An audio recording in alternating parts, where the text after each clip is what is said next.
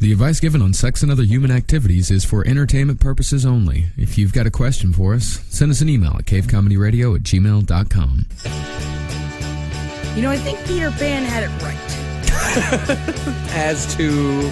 You know what? Let's just never grow up. Yeah, why not? I think that's... I want that to be the new philosophy. Never deal with it. I'm going to go live in fucking Neverland. And, Captain Hook be damned. Yeah, where is Neverland, though? I don't know. Antarctica. Welcome to Sex and Other Human Activities, ladies and gentlemen. We're going to go freeze to death in Antarctica. Let's do it, man. We're going to make an igloo. Apparently, it's warm on the inside of those. Yeah. Right? That's the thing? That's why they do it? Why else would they build them? I don't know. They love furs. I want to get a pack of dog sledding dogs, and then that's how we'll travel everywhere. And I'll build a bodega so I can make sure I get my sparkling water. Yeah, but who works at the bodega? We do. Yeah, but then we just have a job in Antarctica. Does that sound great, though? It's like, oh, it's so awful outside. It's awful every day. And that'll be like our shtick. And then we'll ride down the dog sleds back to the igloo. That sounds awful. I want my own igloo. You have to build your own igloo. All right, fine. We'll get 2 igloos. Yeah, but we're also going to dress like the Lost Boys. We're going to freeze to death. Yeah, but fake food. Remember that fake food fight? I remember the fake food fight. Well, yeah, we are back. We did come back after a long hiatus. We had an episode last week. But now we're back. We can talk a little bit about why we were gone for so long. Yeah, we can get into it a little bit. A little bit. Not a whole lot, but yeah, a little bit. I think, as you get further away from something, it makes it easier to talk about. Yeah. It's been rough. I've had a very, very rough time. Right. And it has to do with growing up, which is why I don't want to grow up. But them's the breaks, kids. Same here. Because if you don't grow up, you don't grow. And you don't learn anything about yourself. And that's something that you got to do. You have to communicate with yourself. You have to communicate with others. And sometimes it's difficult and you want to pretend like you don't have to. I think not growing up, what that results in, once you get to a certain age, is I think what it results in is that it is fun sometimes, but I think it turns into just a cycle of misery. It's loneliness. Yeah, loneliness. That is exactly what it is. Yeah, if you don't grow up, you end up just lonely. Because everyone else leaves you behind, as they should. Or you're being dragged behind miles and miles, and you're all beat up, and you're just like, come on, guys, let me get up in the dog sled. And it's like, you can't. You haven't grown up. You have to be strapped to the dog sled. Well, I want to drive it. I want to drive the dog sled. No, you can't drive it. You got to grow up to drive the dog sled. Fine. That's the problem. Yeah. So I've been going through a lot of issues. A lot of adult issues, and it sucks. A lot of relationship issues, very heavy, very deep relationship issues that I have been dealing with. And the thing is that with constant communication and growth, it is tiring. And it gets you to the point where it's like, I just don't even want to do it anymore. Can't I just hide? Can't I just get to the bottom of my jizzy and pretend like nothing's happening? You can do it too much. Yes, and that was something that I was doing. A little too much. Yeah. And not realizing what was happening in front of me. Well, sometimes you can communicate too much and it becomes the relationship. Yes. It becomes like, it's like a meta relationship where your relationship is just about the relationship. All of your conversations are about the relationship. And you don't have any fun. You kind of forget why you're with the other person. Because it's all work and no play. And that was something that that in my relationship we had been doing for weeks, to the point that since we are that we both have worked for 10 years to communicate with each other, that when we decided that we were unsure of where we were going, I moved out. Because it was like, well, if we got to think about things, we can't just keep doing this. We need to go our separate ways, and we got to think about what's going on. We got to both write down stuff. We got to work on shit on our own, and then come back when we're both ready and discuss it again. And for us, it took about 3 weeks of complete no communication. And that is a very difficult thing to do. And now we are back and we are working on things. And we're finding out things about each other that I never knew. Things that I did, and he's learning about things that we were always communicating, but we weren't properly communicating. Yeah. We were communicating about day-to-day things, but we weren't talking about the future. We weren't talking about our concrete ideals of what we want. At the end of the day, it's like, you want to communicate, of course, like if I'm, having a really panic-ridden day, we discuss it and we talk through that, but we weren't talking about the future. Well, it's just short-term communication. Exactly. Yeah, and that is, short-term communication can be exhausting as well sometimes because, people like me and you, like we need a lot of communication. It's just the way we're wired. We have to do it, otherwise what we're in will not work.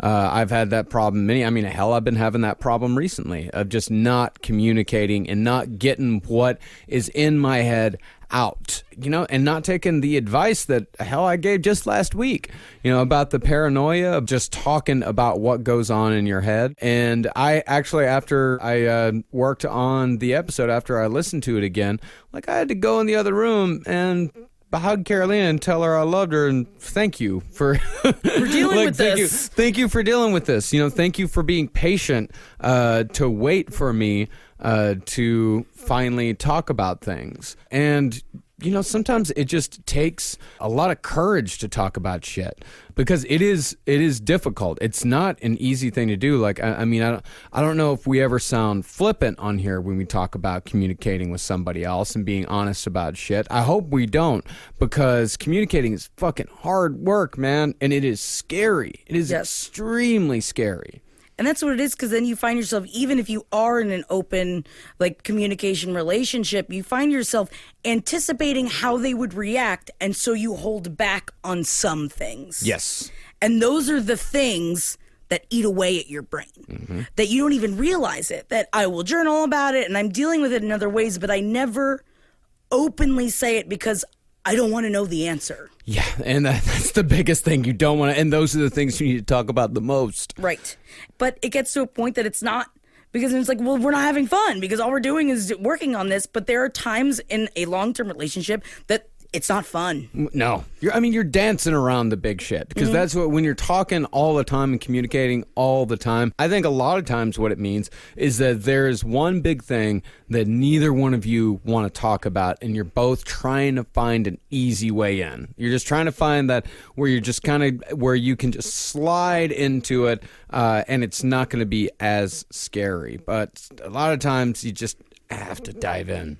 And the problem is, I know I'm not the only person. I have many friends that do this, where sometimes those things that you're dancing around about come after you had a bunch and you are 80 sheets to the wind, and then you say it. Yeah. And that's not the time to talk about it. No. That's not when you bring those things up, but when those are the times you bring those things up, obviously it's on your mind. Obviously. Well, subconsciously, yes, at the very least. And then when you get fucking trashed, that's when you kind of have the courage to say it. Or it's not necessarily the courage. You don't have the ability to hold back anymore. Like, it just comes out because you're not thinking. You're just fucking reacting. And that is the precisely wrong time to do it. That is the worst time to do it. I dated someone for a while that she would always wait until we got drunk to talk about stuff that was bothering her. And it was infuriating because when we woke up the next morning, nothing was resolved because she didn't want to talk about it anymore.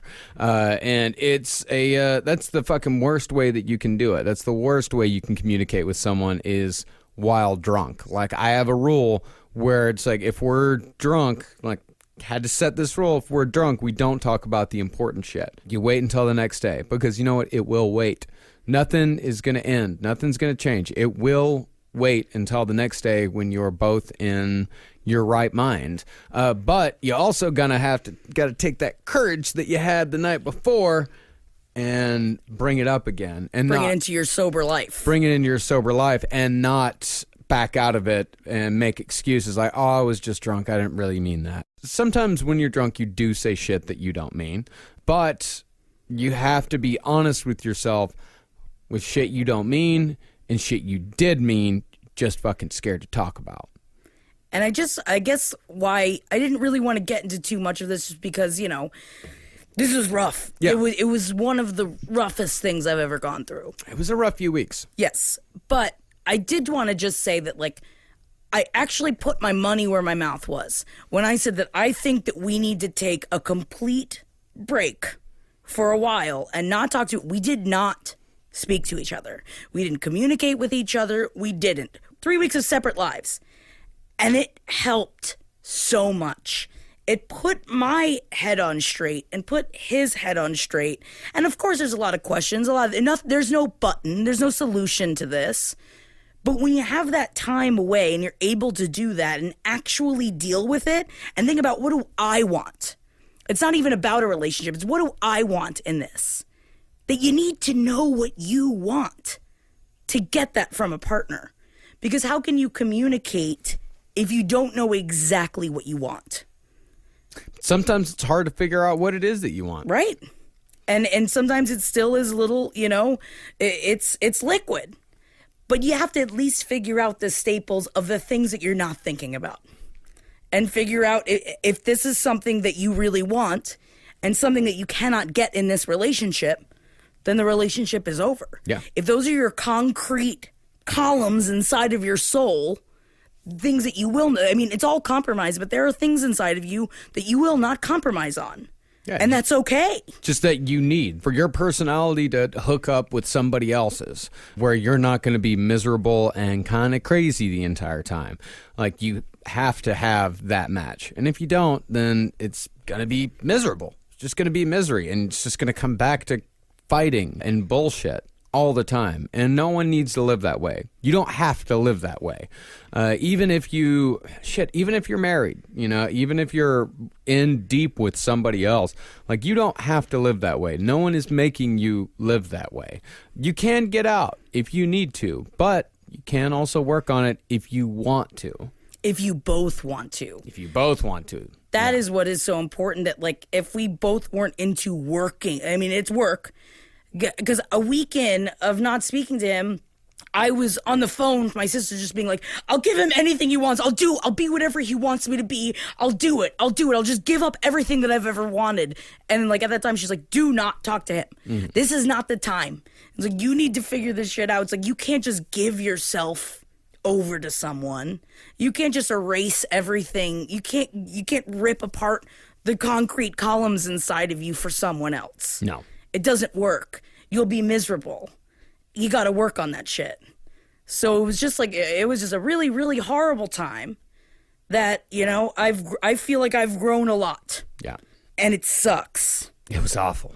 It was bad. It was really, really bad. Yeah. But, I'm working on it. And also, I reached out to people. Mm-hmm. I reached out to everyone around me because that's who I am. Because I needed support. And when you give support constantly, when you're around people and you have a friend base that's like that, everyone was there. Mm-hmm. Like, I can never thank everyone enough for that. Some people aren't that lucky, though. I know. And that's what it made me appreciate what I had. And I think that's also something, is that I wasn't appreciating what I had. We have a lot of listeners that write in and say things like they're stuck in a town where they don't know anybody. Or hell, sometimes they're stuck in a fucking country where they don't know anybody. How do those people deal with that? Honestly, I feel like even for me, there were some nights when, you can't rely on everybody every night. I would go to a coffee shop or I'd go to a bar and I would make friends with the bartender. Yeah. And I would tell them exactly what was going on. Just like, I just need someone to talk to right now. Mm-hmm.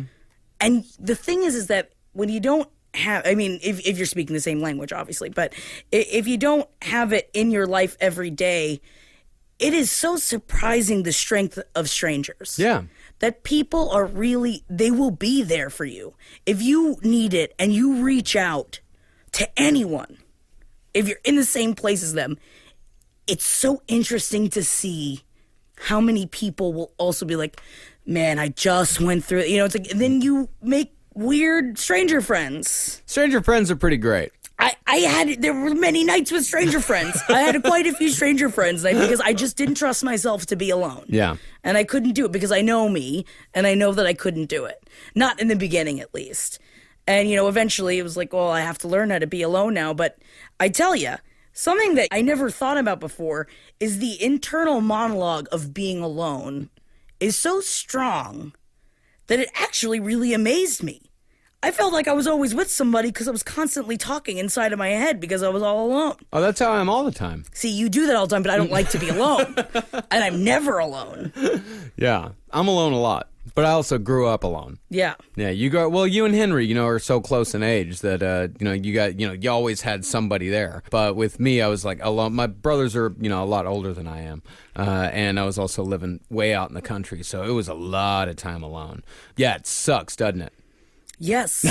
Especially for my brain because I immediately get dark. Yeah, me too. I mean, it wasn't good. Mm-hmm. It was got a little scary. Yeah.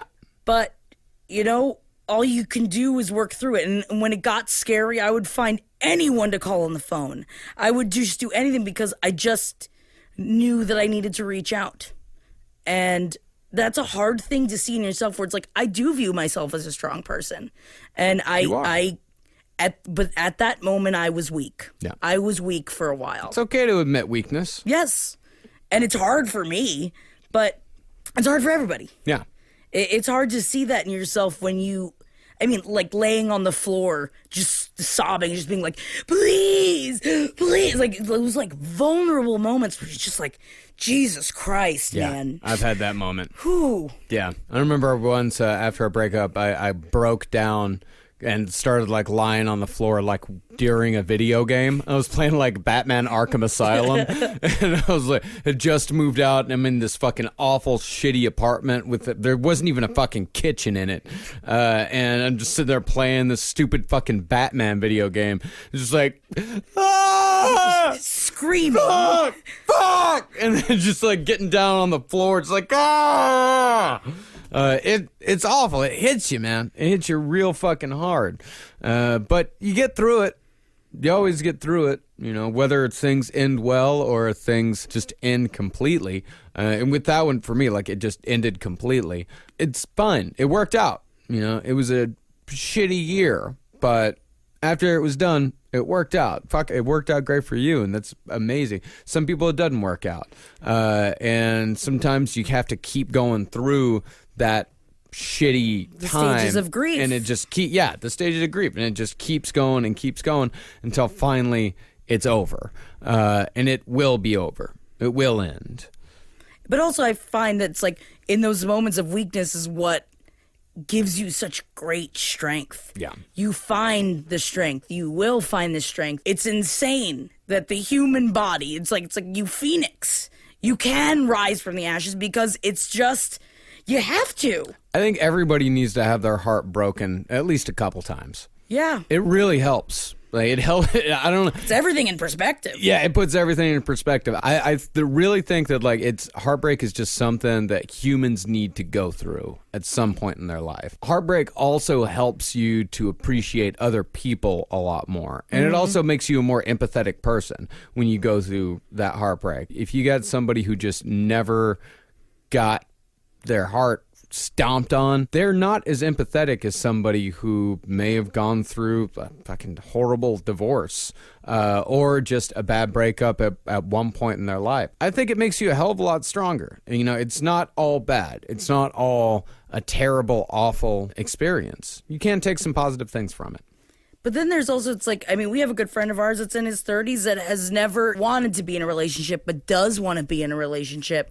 But because he's so scared of getting his heart broken, he won't even try. Yeah. And it's something that he so desperately wants, but is so abhorrently against that when you talk to him about any kind of, not to say that's some people just don't want relationships, but the fact that when you look at someone that is so scared to do it, even though they want to do it, it's you got to figure out what's going inside of your brain, man. It's for him, I know he had a lot of childhood trauma, and that's why he doesn't want to. He doesn't want his heart to be broken the way it was as a child. Yeah. And losing a parent very early. But that doesn't mean that you can just live inside of a fridge for the rest of your life, because that doesn't get you anywhere either. Sometimes he gets really upset because the advice he gives to everyone else in relationships, or have at least been in relationships that are now currently single, or that he just doesn't know how to. Yeah.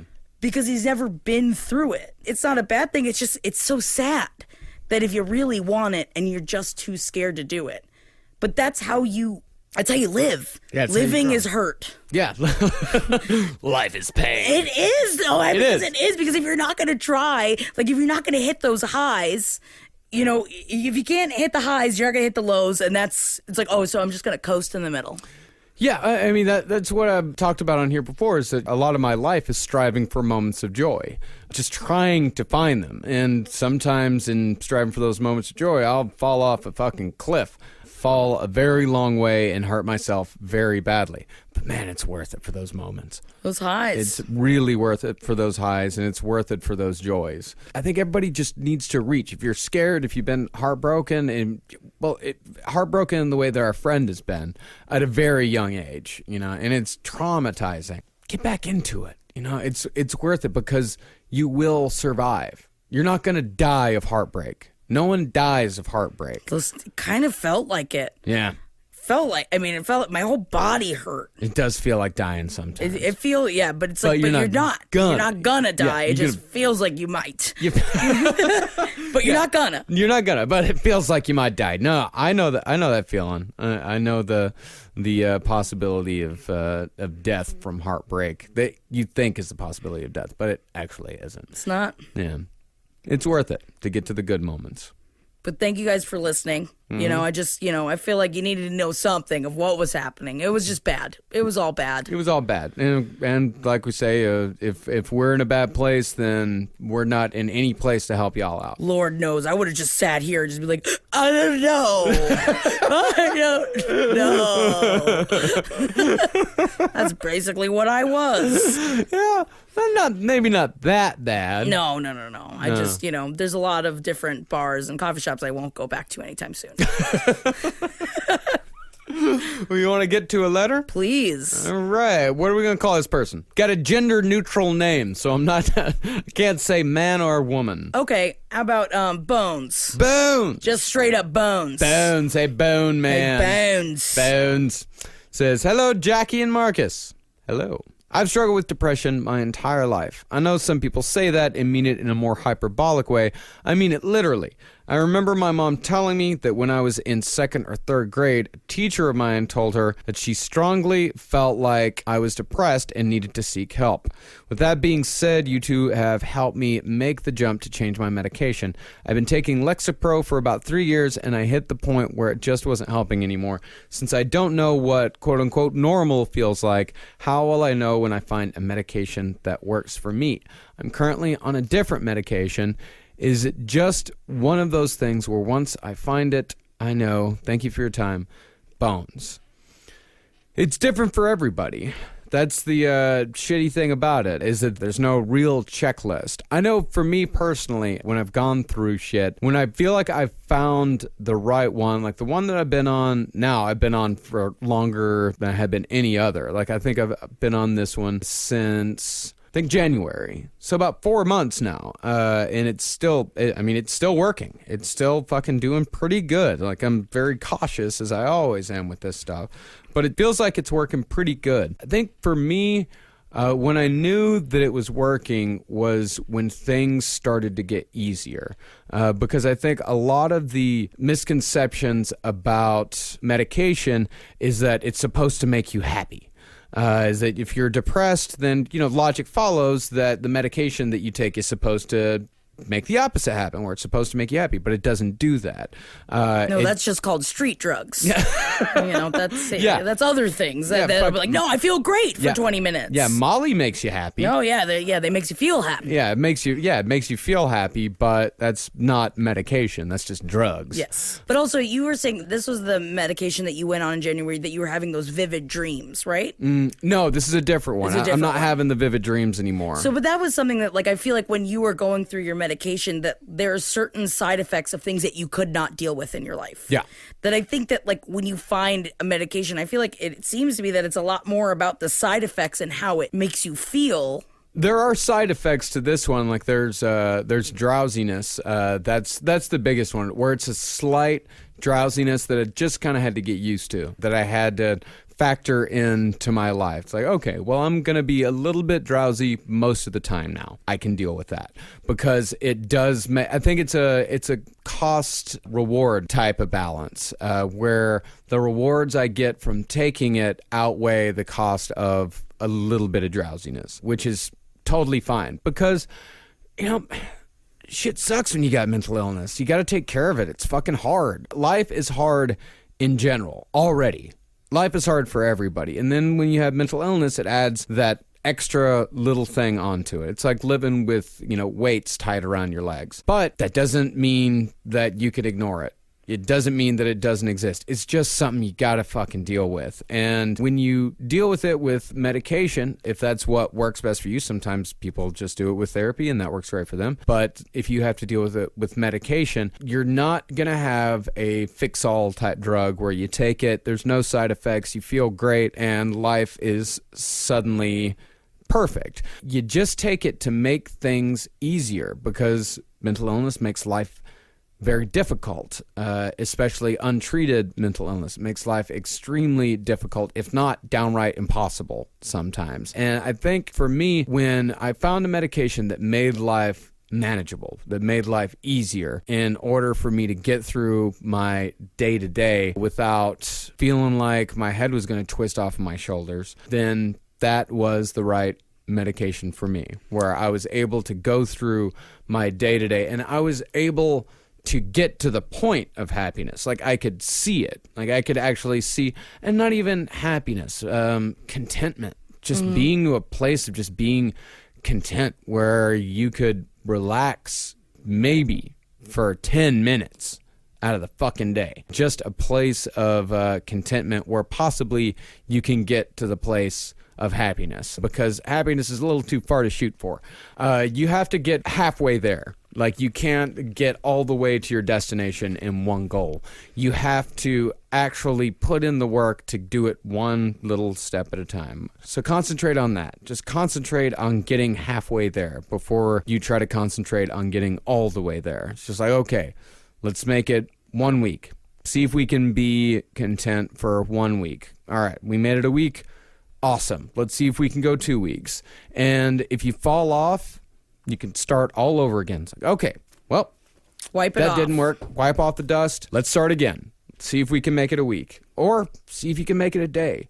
Just a little bit at a time. And I think when you found the right thing is when you don't think about that anymore. When you don't think about, I'm going to make it a day, I'm going to make it a week, I'm going to make it a month. When you find that you haven't thought about making it to the next day, week, month in a while, when that becomes a memory instead of a reality. Maybe, because it's different for everybody. But that's how it works for me. Do you think that it would benefit Bones to try and pinpoint what she doesn't like about Lexapro? If you say the Lexapro stopped working, then what did it mean for it to work? Right. That's what I mean, to discuss with the psychiatrist about that maybe then your psychiatrist can help you find something else that more caters towards what you need as well. That like what was different before that you are now suffering as well, because I mean you went through that as well, that you were on the same medication for years and then all of a sudden it just wasn't doing what it did anymore. Well, it's because I was on the wrong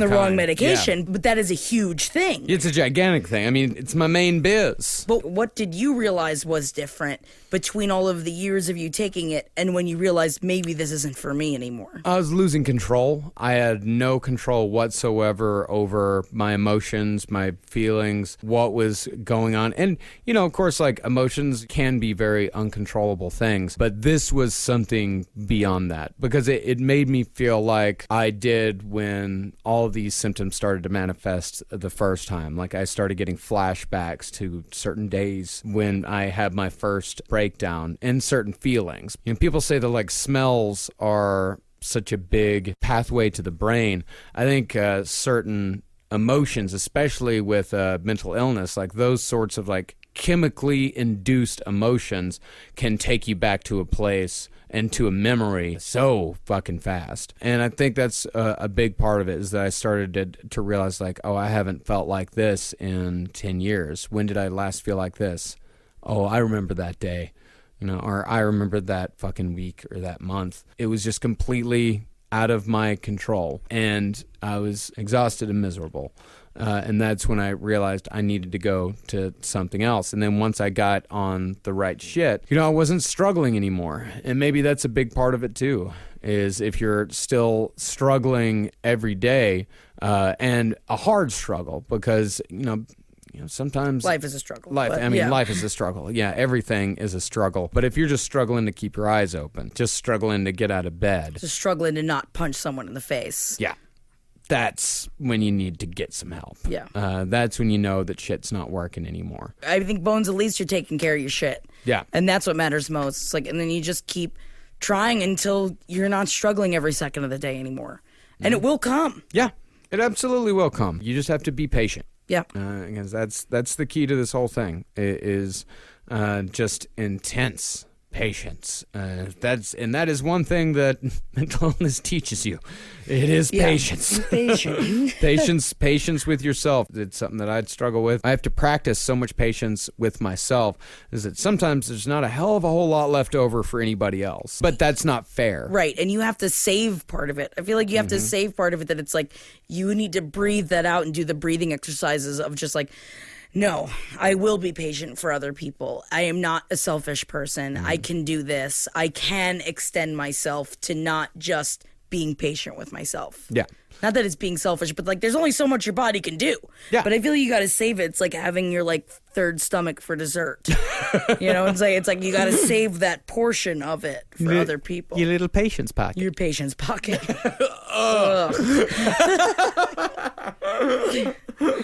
But I mean, that's what you always have to remember, is that, it's not when you're going through that shit and you're with somebody, or hell, even if you're not with somebody, you're just friends or family, going to work. You're not, your coworkers, you're not the only one going through it. And you've got to remember that everyone else is living their life too. It is not all about you. All of us have our own bullshit. We're all living our own lives. And when you're going through something, just remember that your loved ones are also going through that too. Keep that in mind when you're going through your shit, because mental illness also has a propensity to push people away. And if you are constantly focusing on your own thing without any regard to the people around you, that's when you lose people. And sometimes people do abandon their friends when they're going through some shit because they're shitty people. Yeah, they weren't good friends in the first place. Yeah, they're just not good friends in the first place. But sometimes when someone does suffer from mental illness, they can push others away because it is exhausting to deal with. It is absolutely exhausting to deal with, and we're human. There have been people who, at certain times in my life, that kind of pieced out a little bit. They had every reason to, because I pushed them away. I made it all about me all the time. I thought that my shit was more important than theirs, and I was wrong. And it's totally okay for them to go away, because they should have. I deserved it. That's why you just try and be as aware of it as you can. Just be aware. Work on your own shit, and be very conscious of your own shit, but also be aware of everyone else's as well. Don't forget about them. Patience pocket. Patience pocket. All right, that's all we got time for today. We'll be back next week. Thank you guys again for listening. Hakuna Mafuck, right? Yeah, make noise and be free. We're doing it, guys. Every day is a struggle, but we're doing it. Every day is a winding road. Life is a highway, yes. For more shows like the one you just listened to, go to cavecomedyradio.com.